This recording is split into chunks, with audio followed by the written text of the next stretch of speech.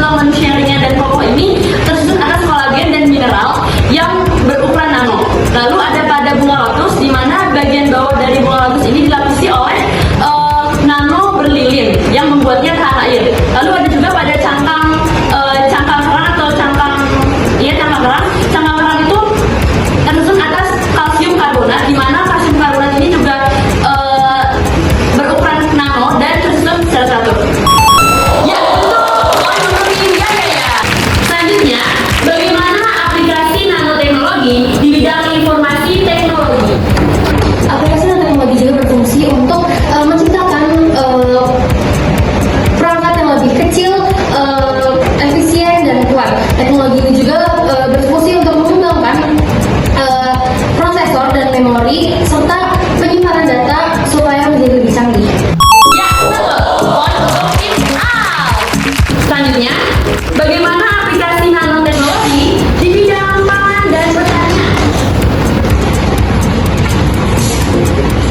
Jadi untuk jawaban dari pertanyaan ini yaitu fungsi nanoteknologi di dalam bidang pertanian ada 4, yaitu yang pertama adalah sebagai sensor nano yang berfungsi untuk membantu petani dalam mengidentifikasi bagaimana pertanian mereka, apakah kelembapan suhunya sudah baik atau kelembapan tanah sudah baik. Lalu yang kedua fungsinya adalah untuk benih nano yang berfungsi untuk menjamin pertumbuhan dari pertanian itu karena sudah dicampur dengan pupuk-pupuk yang baik dan pestisida yang baik di dalam benihnya. Lalu yang ketiga fungsinya adalah sebagai pestisida nano yang bisa mengurangi pestisida kimia yang berbahaya bagi lingkungan dan bagi manusia. Lalu yang keempat terakhir adalah sebagai pupuk nano yang berfungsi untuk mengurangi pupuk kimia yang berbahaya bagi lingkungan.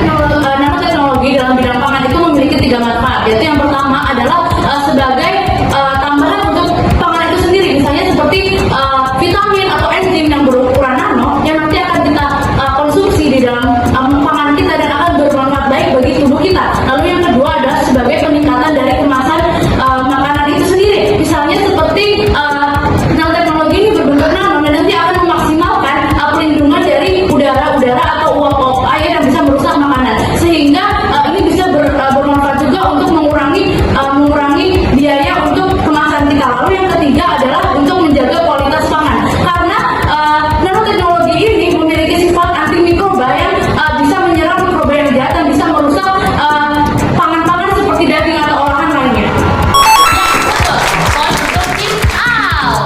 Oke, untuk pertanyaan selanjutnya, bagaimana aplikasi nanoteknologi di bidang kesehatan dan farmasi? Untuk aplikasi nanoteknologi di bidang kesehatan dan farmasi, pertama adalah pengiriman obat ke dalam tubuh, di mana pengiriman obat ke dalam tubuh menggunakan nanoteknologi itu bisa meningkatkan presisi, di mana obat itu bisa ditargetkan langsung kepada sel jaringan yang rusak dalam tubuh. Lalu selanjutnya ada diagnosa penyakit untuk pasien-pasien, misalnya dalam penggunaan MRI atau CT scan, di mana MRI atau CT scan ini bisa digunakan untuk mendiagnosis penyakit dari pasien.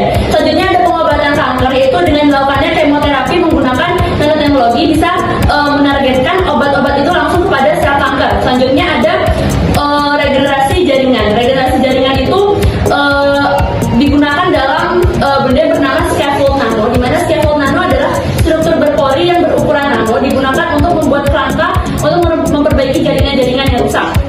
Selanjutnya itu ada dalam vaksinasi, yaitu ada yang namanya vaksin nano, di mana vaksin nano ini bisa meningkatkan efektivitas dari vaksin yang digunakan.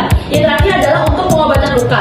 Ada yang namanya perban nano, di mana perban nano ini digunakan untuk membalut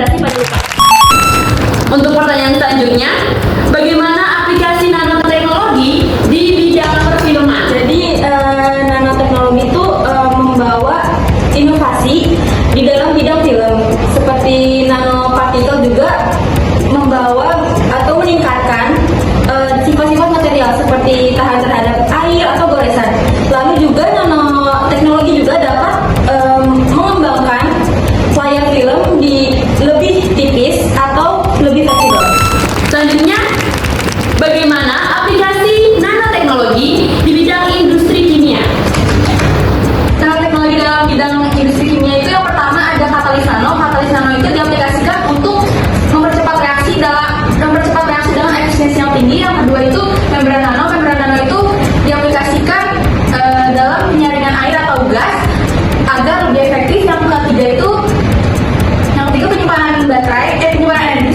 penyimpanan energi diaplikasikan dalam berupa baterai yang berkapasitas besar.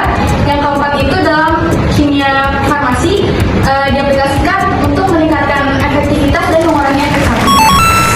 Untuk pertanyaan kebutuhan terakhir, bagaimana aplikasi nanoteknologi di bidang ilmu rekayasa tekstil? Nanoteknologi di tekstil dapat memungkinkan kita untuk menciptakan kain dengan daya serap tinggi, antibakteri, anti UV, serta kain medis yang dapat menyerap obat. Selain itu, teknologi ini juga dapat memungkinkan kita untuk menciptakan kain thermal atau kain pintar yang dapat mendeteksi suhu atau gerak tubuh. Baik,